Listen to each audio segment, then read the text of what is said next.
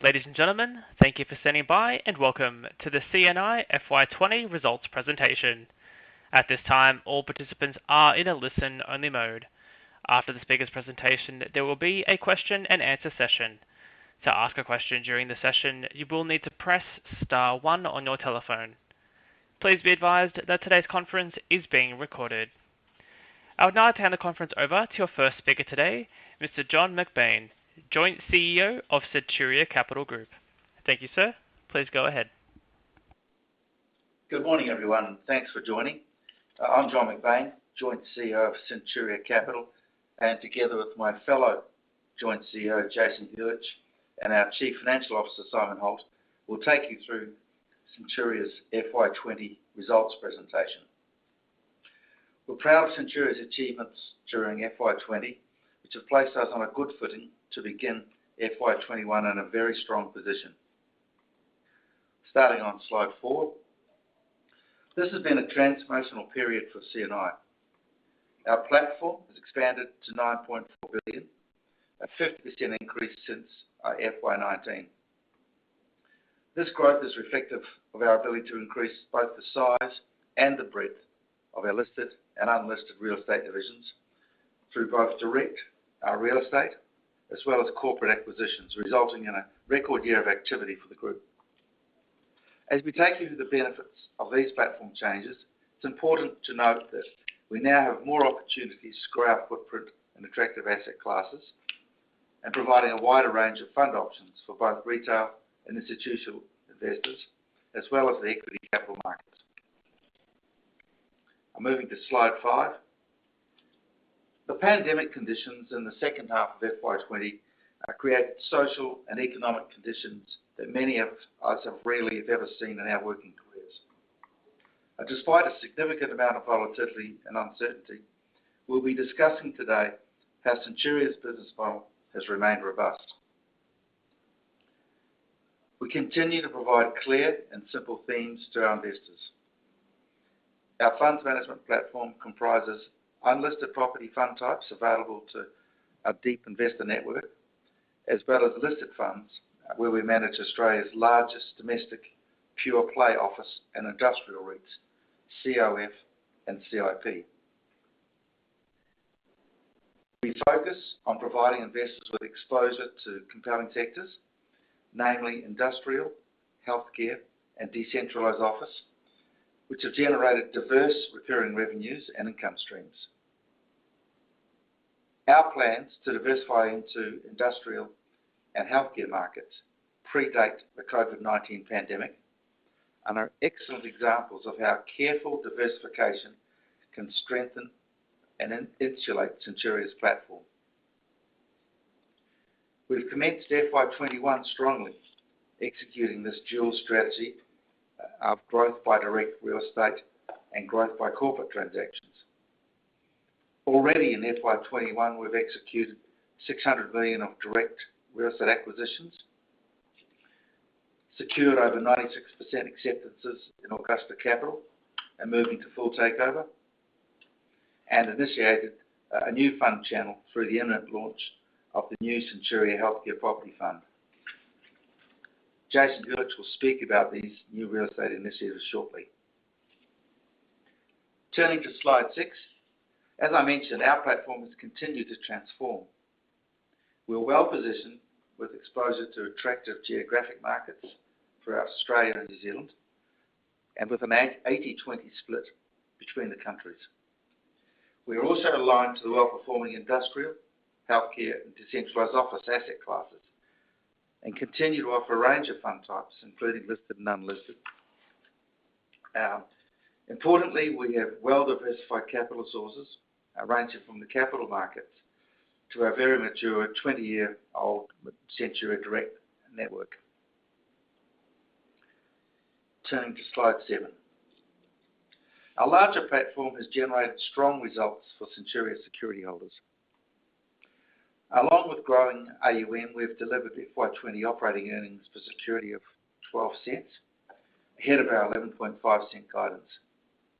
Additionally, we delivered a 9.7 cent distribution, representing just under 5% growth on FY19. These distributions were underpinned by strong recurring revenues, representing 86% of total group revenues. So despite market volatility, we're also pleased to report 12-month total security holder returns just over 6%, outperforming the ASX 300 index, which was negative 7.6, and the ASX 300 A-REIT index of negative 20.7. On to slide 8. This shows our platform expansion in recent years. Notably, the platform expanded to 8.8 billion during FY20 itself, underpinned by our record real estate acquisitions of 1.2 billion within Jason's team, supplemented by revaluation support of 100 million. The post-balance date pro forma effect of the successful Augusta takeover is also detailed in this slide. And as I've said, we've commenced FY21 very strongly with further acquisitions, which Jason will detail. Over to slide 9. The enhanced growth of our platform can be highlighted by this dual strategy. These simultaneous work streams of direct acquisitions and corporate expansion have generated over 5 billion of initiatives in the past few years, with a clear alignment to strategy and also focusing on compelling sectors. We believe this dual strategy sets us apart from other groups, and while producing a blended growth profile, also accelerates earnings and scale for CNI security holders. Slide 10 outlines the takeover of Augusta, a new corporate expansion into a new market. Augusta's 1.8 billion platform is highly aligned to Centuria's sectors of expertise.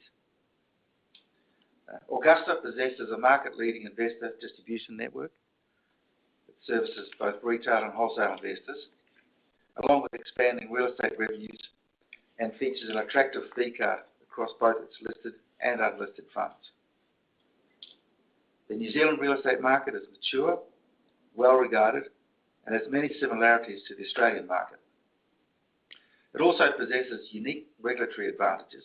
For example, no real estate stamp duty, the absence of an enshrined capital gains tax regime, and more flexible takeover code.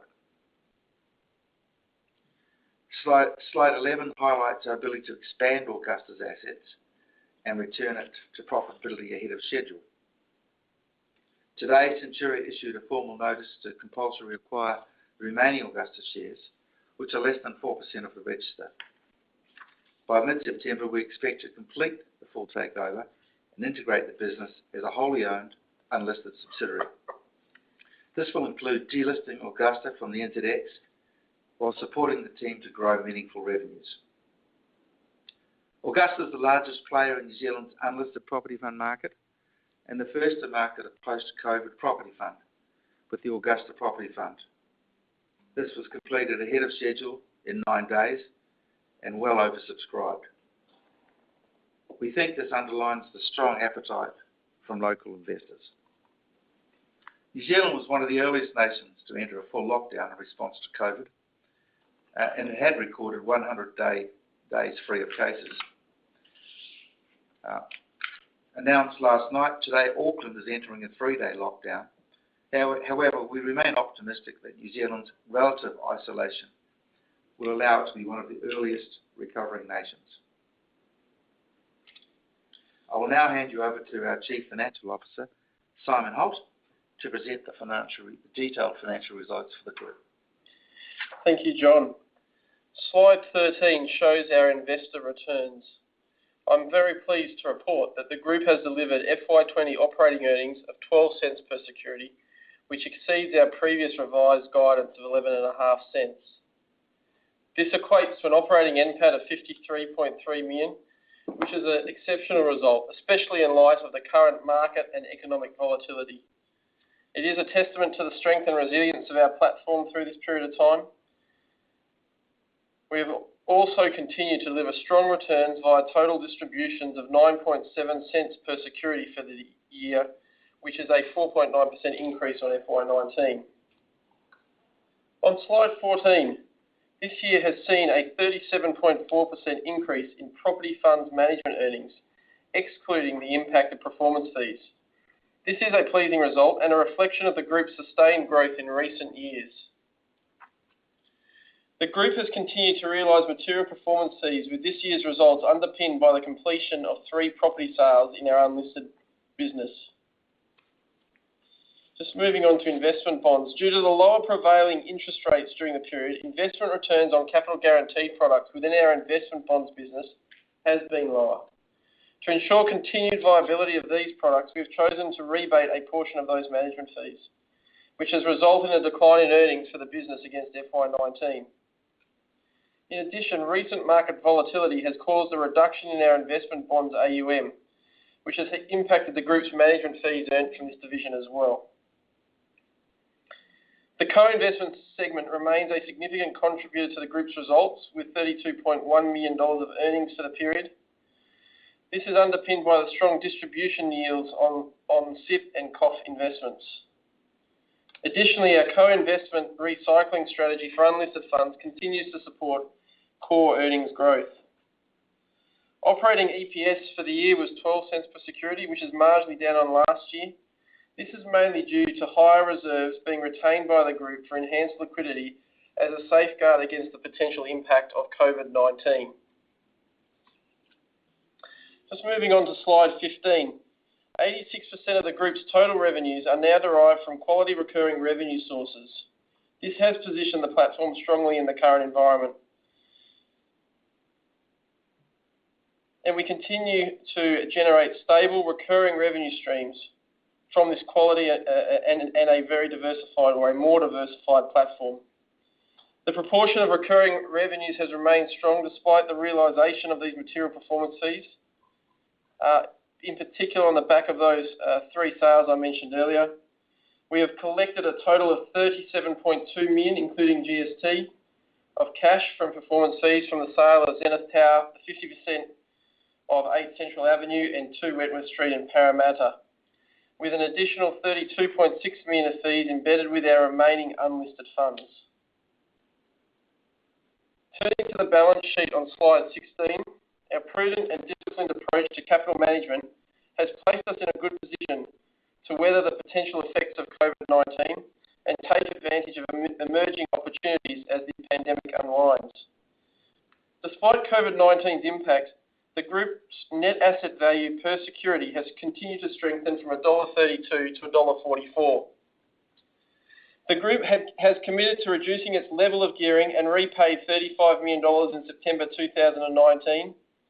We also had extended the tenure for $32.1 million of corporate bonds to 4 years from April 21. Along with the cash reserves of $150 million, the group's net borrowings have significantly reduced, with an gearing ratio of 3.1% compared to 17.5% in FY19. Interest cover ratio of 6.3 times continues to improve as a result of property funds management revenue growth. I'd now like to comment on the group's ongoing commitment to ESG on slide 17. In recent years, the group has increased its focus on sustainability and societal impacts, with numerous initiatives around environment and social wellbeing. This has included the expansion of solar panels on our properties, as well as participation in various volunteering and fundraising pursuits. The group is also focused on building its corporate governance frameworks and processes in response to greater regulatory scrutiny. In particular, we have restructured our responsible entity boards, which reflects the substantial growth in the business, particularly in the industrial and healthcare sectors. We felt it important and appropriate to now have these boards led by separate chairmen, and we believe this will promote heightened governance for future growth initiatives of the group. Turning to slide 18, we have also been especially focused over the past 12 months on integrating acquired businesses into our platform, as well as implementing technology to future-proof our business. We recently launched Vision 2020, which is a property management and finance software platform that will provide an integrated solution between leasing and lease administration, accounting, forecasting and reporting. This software was rolled out in June across most of our real estate platform and will provide efficiency and scalability for the future. In addition, we have fully integrated the Heathley business, which is now known as Centuria Healthcare. It is now fully aligned under the single Centuria umbrella, We also look forward to welcoming and integrating the Augusta business and continuing building solid relationships with its management team. I'll now hand you over to Jason, who will take you through CNI's divisional highlights. Thank you, Simon. Let me start on slide 20. COVID-19 has affected all businesses throughout the country. However, the Centuria platform has been particularly resilient, especially throughout the April to June 2020 period. Our integrated internal asset and property management platform has enabled us to leverage our strong tenant relationships to facilitate greater tenant engagement throughout this period of uncertainty. In spite of COVID-19's impact on the commercial real estate sector, Centuria has secured an average 91% rent collection across the portfolio. Our rental revenues are underpinned by high-quality tenants that benefit from strong, resilient cash flows, and this has meant all of our funds have continued to distribute through the COVID-19 period. Now on to slide 21. FY20 has been a very busy period for the team. Throughout the year, Group AUM expanded to 8.8 billion, a 42% increase from FY19. More specifically, real estate AUM increased to 8 billion, which was a 51% increase. This strong growth in assets under management was driven by 1.2 billion of acquisitions over 20 separate transactions. This meant Centuria was the second largest acquirer of Australian industrial assets and the fourth largest acquirer of Australian commercial assets in calendar year 19. This excellent work has continued into FY21 with the recent purchase of 447 million of assets for CIP, including the 417 million Telstra data centre in Melbourne. We have also divested 3 assets during the period and collected 37.2 million in performance fees. This illustrates how Centuria can unlock value for our investor clients. What is important to note is that across each asset class and each fund, listed, unlisted fixed term, and unlisted open-ended, AUM grew. This underlines Centuria's capabilities to leverage strong capital transactions expertise across a growing number of vehicles. Slide 22. Centuria is a leading Australian real estate funds manager with an established platform across listed and unlisted funds. Throughout FY20, we delivered diversified, recurring revenues underpinned by our portfolio's resilient income streams, strong occupancy rates, and expanding WALEs. Outside of Augusta's assets, Centuria manages 140 properties with a collective 600 tenants. Centuria is proud of its in-house asset management and facilities management capabilities, which translates to strong, ongoing tenant relationships. Our top 10 tenants are highly concentrated towards federal and state governments, ASX listed and ASX listed or multinational tenants. These strong tenant covenants translate into reliable income streams, which are especially important in the current environment. Slide 23 highlights our 2 A-REITs performance over the period. COF is Australia's largest pure-play office REIT and has AUM of 2.1 billion, with 23 high-quality assets located in well-connected, affordable, decentralised markets. The vehicle is included in the S&P ASX 300 index. Centuria has a co-investment stake of 19.9% in this REIT. Throughout FY20, COF secured 637 million in acquisitions and now has a market capitalisation of over 1 billion. Approximately 80% of COF's portfolio income derives from government, ASX listed and multinational tenants. CIP is Australia's largest domestic pure-play industrial REIT and has AUM worth 2.1 billion, with 53 high-quality, fit-for-purpose assets situated in infill locations in close proximity to key infrastructure. This vehicle is included in the S&P ASX 200 index. Centuria has a co-investment stake of 17.3% in this REIT. Since the end of FY19, CIP acquired 757 million worth of industrial assets and now has a 1.7 billion market capitalisation. Approximately 58% of this portfolio income derives from telecommunications, consumer staples, and the pharmaceutical sectors. Moving to our unlisted funds on slide 24. Centuria has 12 closed-end fixed-term office funds worth a collective 1.7 billion. We added 2 additional single asset funds to the portfolio in the period worth 216 million. Over the past 5 years, Centuria's unlisted funds performance has been exceptional, with 4 to 6 funds included in the MSCI PCA Top 10 Australian Unlisted Retail Quarterly Property Fund Index for 16 consecutive quarters. We expect strong demand from our traditional investor base to continue as they look for high-yielding investments in comparison to term deposit rates, which are at historical lows. Slide 25. Centuria will continue to expand its suite of unlisted open-ended funds.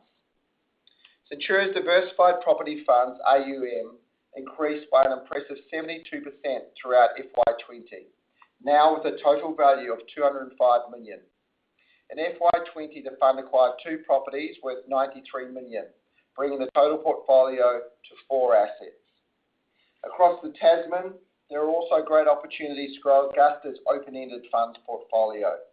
Currently, Augusta has the market-leading Augusta Industrial Fund, which has 11 assets worth a collective 348 million, and has recently launched the Augusta Property Fund, which has been heavily oversubscribed. Finally, we are proud to announce this month the Centuria Healthcare Property Fund will launch with a collective 130 million worth of healthcare real estate assets. The COVID-19 pandemic has highlighted the importance of healthcare infrastructure and its rising demand.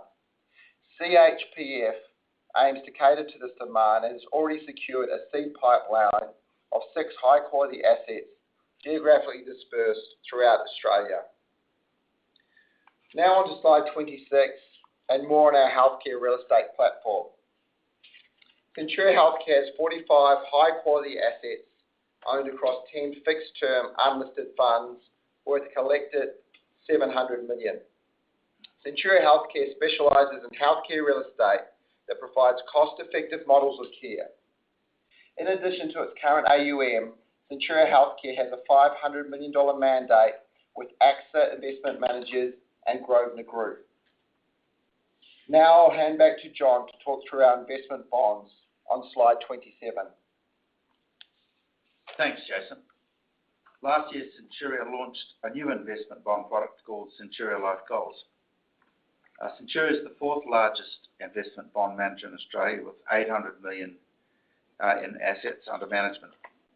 Within the past few months, we've expanded the number of fund options by 31%, now totaling 29 funds.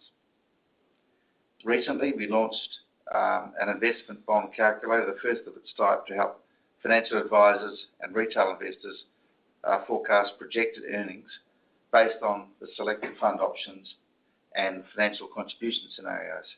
It's one of the most sophisticated calculators available on the market. Moving to slide 28, strategy and outlook. Slide 29, I should say. In recent months, industrial and healthcare assets have stepped into the spotlight, and they look set to continue as compelling investment markets.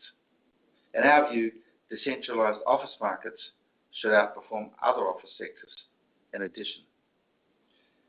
With historically low interest and cash rates, demand for unlisted funds looks set to remain strong, and for REITs in favourable sectors, which we think will continue to perform well.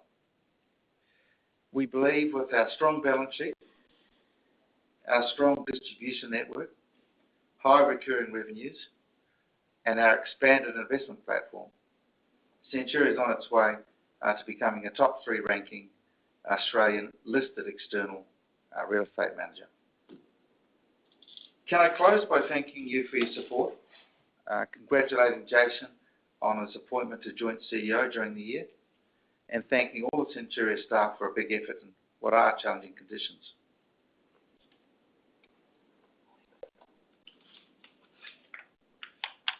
I think we're moving to Q&A. Thank you. Ladies and gentlemen, we will now begin the question and answer session.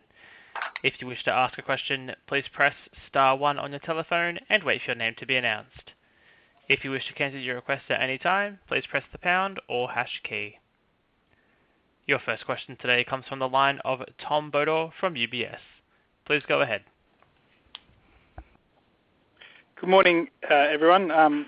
Thanks very much for the presentation. I just wanted to ask a couple of questions around the direct business. Just wanted to understand when you expect to be able to launch a single asset office fund and sort of talk about the demand being, you anticipate strong demand from investors, but just want to understand how that might have evolved given the COVID situation. Yeah, thanks, Tom. It's Jason here. Look, I think we've still got very strong demand. The first off the blocks will be the healthcare fund, which is obviously open-ended, and we can see that will be something that can grow quite substantially over the coming years. So that's just being launched at the moment, and the initial feedback is very positive. We're also looking at a number of assets that could suit single asset fund. We're actually looking at both office and industrial. So we think for the right office asset, probably longer term WALE with a high tenant cover, quality tenant covenant, would still have very strong demand. And obviously with industrial, we'd have strong demand as well. So I think we've got quite a few options there on the unlisted side. If you look at Augusta, their latest fund, which is medical, has been very well received, with being oversubscribed in 9 days. So over there, we're working with their team to obviously look at more healthcare, but also look at some single asset office and industrial as well, as well as their open-ended industrial. So I think the good thing that you've seen is with our platform is the number of vehicles and the number of open-ended vehicles has been steadily increasing. So we do have more areas where we can raise capital for. Thanks very much. And if you do go down the path of putting together a single asset industrial fund, how would you see that as being? How would the conflicts be managed between that and CIP? Would you think they'd be looking at similar types of assets, or do you see a different focus there? Look, obviously we've got processes in place to handle conflicts between the different entities. With obviously CIP is just raised, so there will be assets that won't suit one or the other. Obviously CIP looking at allocations around the country and so forth. There'll be things that won't be able to fit into CIP that could go into unlisted. And obviously we've had the same, the same conflicts around coffin and unlisted office as well, which we've been able to manage successfully over the last sort of 5 or 6 years as well. Obviously we've got conflicts committees. We've now got 2 different boards on the RE side. So I think that governance is something that we're really focused on. And the joint acquisitions. Yeah, one thing we have done over time is especially for larger assets, we've done joint acquisitions between listed and unlisted as well. Okay, thanks. And then finally on that Augusta fund that you launched, is there a establishment fee or an upfront or acquisition fee with that? Yeah, so their acquisition fees normally range between 2 and 2.5%. Okay, thanks. And then the final one is on the bond business. You talked about some rebates there. Can you just quantify those rebates, and do you expect to see them in future periods? I think we mentioned. Yeah, we did. So yeah, Simon here. Look, they're not huge dollars, but they are what has impacted that particular result or earnings. They will continue in light of the current interest rate environment, but they'll be consistent going forward because we're pretty much at that point where the bond curves aren't going to go down any, or they may, but aren't going down any considerably bigger amount further. If that's the right answer. And the other piece to it, Tom, is obviously these bonds are also rolling off. They're rolling off at 10 to 15% per annum at the moment. Yep, thanks for that. Your next question comes from the line of Ronan Barrett from Moelis Australia. Please go ahead. Good morning, guys. Look, just firstly, with regards to wholesale mandates, you've called out the healthcare mandate in place with AXA and Grosvenor. Could you just comment on any developments you're making on wholesale partnerships for office and or industrial, and how much you expect that to feature in CNI's growth profile over the next couple of years? Yeah, look, Jason here. Look, we're quite well advanced on a office vehicle. It'll be something we'll be launching shortly into that wholesale market, looking at more sort of a core plus value add sort of vehicle, counter-cyclical. So that's something we've been working on over the last few months, and we'll be up sounding investors shortly. On the industrial side, we have been approached by a number of groups on the industrial side, and I'd say you'll see something come out of that over the coming months as well. Terrific, thanks. And then with regards to performance fees, in the presentation you called out the circa 33 million of unrecognised performance fees. Roughly what portion of those are you factoring into your FY21 guidance? And I guess how much of a valuation buffer do you think exists in the sort of key assets that are driving those fees before you need to revise that outlook? Yeah, so Ronan, it's Simon here. In relation to performance fees and the 32 million, the big one that's out there is ATP that was out beyond the 2 years. That will come into the 2-year time horizon within the next 12 months. So that's the significant contribution that will come into FY21. In terms of protection as a result of potential valuation impacts of COVID coming through, I think that's really the question you're asking. You may recall that when we get to that 2-year period, we do look at a 20% decline in property value and then only start accruing performance fees. So there is a significant portion of performance fees in those embedded funds that we haven't recorded across. It's probably about 3 or 4 funds now, as those 3 big ones came off during the year. Okay, terrific. That's all from me. Thank you. Just a reminder, ladies and gentlemen, if you do wish to ask a question today, please press star 1. Thank you.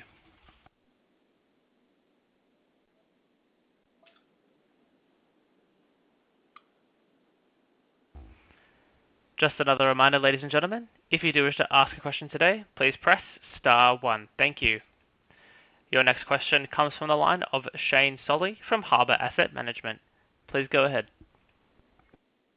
Good morning, guys, and thank you for the presentation. Just 3 quick questions. Firstly, in terms of the corporation costs, the cost of doing business, where do you see that cost structure going as you scale up? How much more assets or FUM can the business manage with the existing corporation costs? Shane, it's John. That's within New Zealand or just a general group wide? No, I'm just saying in the group. Yeah. Look, a good example, actually, it's a good question. I mean, that's a fundamental funds management leverage question. A good example would be clipping on the Telstra data centre the other day. So just under 420 million. This was a triple net lease. We're not even allowed to inspect the property for 30 years. There's not one additional staff, but we have another 2.5 million of gross revenues that come off that just by itself. Now, not every property has the unique feature of not being able to go near it, but generally we get more property management fees. I think each fund, each REIT really has one funds manager, and Jason could approximately, I think every time we look at $1.5 billion, it might need one more property manager, something like that. But his expense generally gets paid from the outgoings of the properties. Jason, you might like to round that out. Yeah, on the straight fund side, It is still highly scalable with the team we've got. As John mentioned, it's more around the property staff, so obviously property managers and facility managers, but that is usually paid through outgoings by the tenant, so that doesn't add to the cost base as such. If you look at our funds team, as John mentioned, the REITs have a fund manager and analyst, and then have all the Centura Property Services team backing up from the property side. And on the unlisted side, we have two fund managers in Centura. We have one in Centura Heathley, and then a number of analysts, and obviously all the other the acquisitions teams, and the other teams that support them. So we think that the platform we've got at the moment is very highly scalable, I can't see any material increase in those costs that is needed in the short to medium term. Okay, thank you.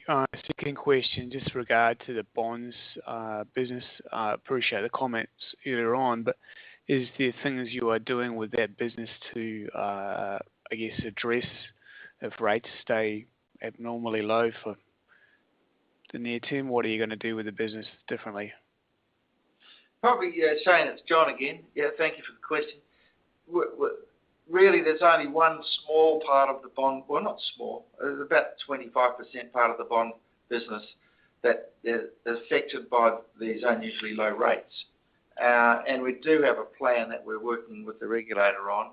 It all centres around the fact that these bonds are very old capital guarantee bonds.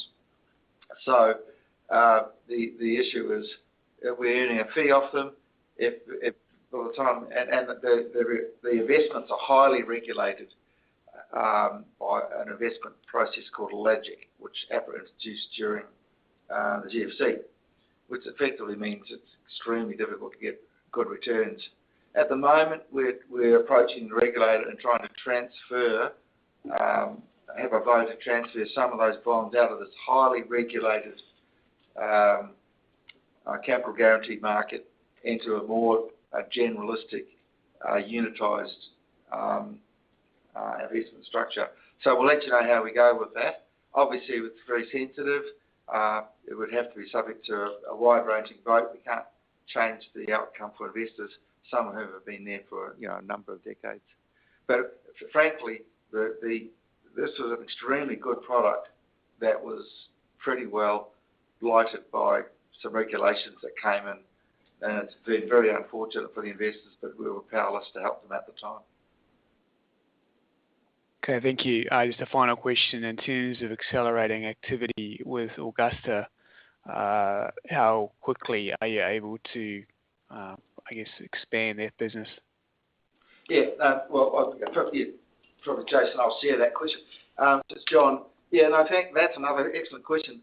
Look, a lot of people would have looked at Centuria attempting to get involved with Augusta in January, then obviously COVID striking, withdrawing for sensible reasons, and then becoming involved in their capital raising, and queried why would we do that, particularly because Augusta during its capital raising had said, look, it really needed this capital. It had a few unfortunate occurrences. Look, our view is a see-through COVID view. We believe that during FY21, with our capital and our support, perhaps some underwriting, we will be able to get some reasonable profits out of Augusta that wouldn't have been there at the start. We like the fact, we think the Augusta team is a very good team, extremely well led, and we think that, but they're all now Centuria shareholders, and the discussions are very warm. We think that if they develop some of their product lines along the lines that we have in Australia, I might get Jason to refer to that. We like the fact that they've written down some of their balance sheet investments, which are now, we now consolidate them. We're not at all put off owning a couple of hotel sites. we don't believe New Zealand will be closed forever, and at some point we think that'll be extremely valuable real estate. So perhaps Jason, you'd like to add from a real estate perspective. Yeah, I think they are a really strong team. They've got good access to pipeline. I think it was really heartening to see how well that latest fund got taken up. 9 days. Yeah, 9 days, which was very impressive. I think the few things we can help them out on is healthcare. We've got a team of 15 here that are experts in that field. This was really their first major healthcare acquisition, and I think they can see that we can help them really grow that part of their business. And there's not a lot of people in that space in New Zealand other than the listed Vital. So I think that's somewhere they could be a market leader. They are bringing a lot of opportunities to us weekly, both across the single asset fixed term as well as the open-ended funds. They've got a really strong open-ended industrial fund. It's obviously in the right sector, and they are getting access to pipeline, so we can see them growing that, and they've got very strong support from their investor base into that vehicle. So I think there's quite a few avenues to help them grow, but with a better balance sheet behind them, I think they'll be able to do quite a few transactions. So I think with our help, they should be able to outperform over the next year or two. Okay, thank you guys. Appreciate the rundown and well done. Thanks, Shane. Thanks. Just another reminder, ladies and gentlemen, if you do wish to ask a question, please press star 1. Thank you.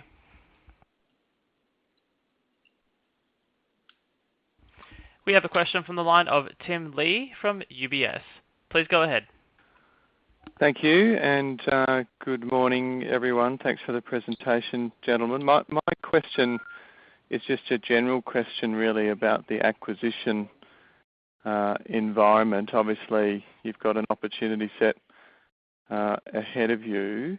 How would you generally characterise that environment at the moment? Have you seen some of the competition sort of roar back to life, or has some of it dropped away a bit just in terms of competing for assets? And if it has dropped away a bit, what does that sort of mean tactically? Is it therefore opportune to really take advantage of that now? Just be keen to sort of hear your overall thoughts in that regard.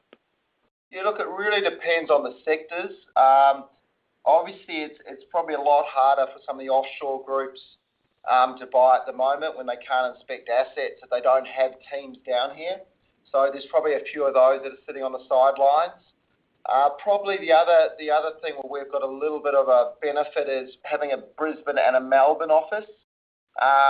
We've seen cases where a few assets have come up and where our competitor might be based in a different city and they can't get to it as well.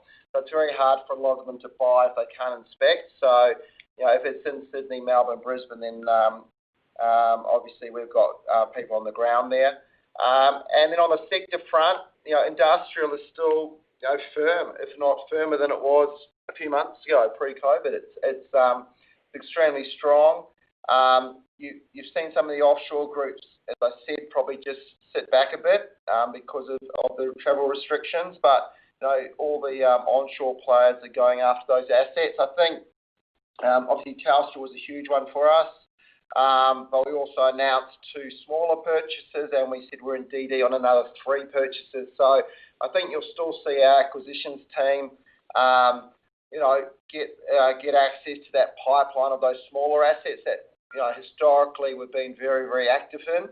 A lot of those are off market through our tenant and landlord relationships, and I think that will continue. If you look at office, there hasn't been a lot of transactional evidence. Dexter's obviously sold Clarence Street and received a pretty good price there. There's a few things mooted to come on.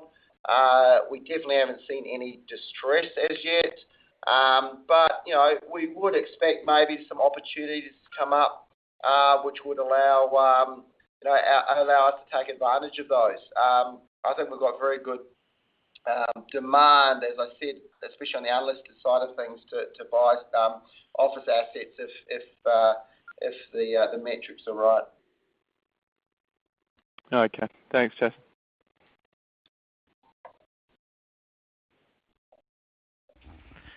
Just another reminder, ladies and gentlemen, if you do wish to ask a question today, please press star 1. Thank you.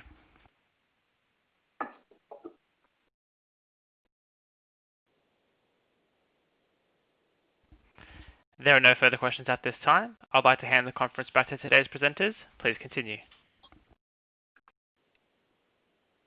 Okay. Just on behalf of the presentation team, thank you very much for your support, and thanks for dialing in today, and particularly the New Zealand guys, and thanks for your support recently. And we'll be available, obviously, over the next few days to answer any supporting questions. Thank you. Ladies and gentlemen, this concludes today's conference call. Thank you for participating. You may now disconnect. You may now disconnect. You may now disconnect. You may now disconnect. You may now disconnect. You may now disconnect. You may now disconnect. You may now disconnect. You may now disconnect. You may now disconnect.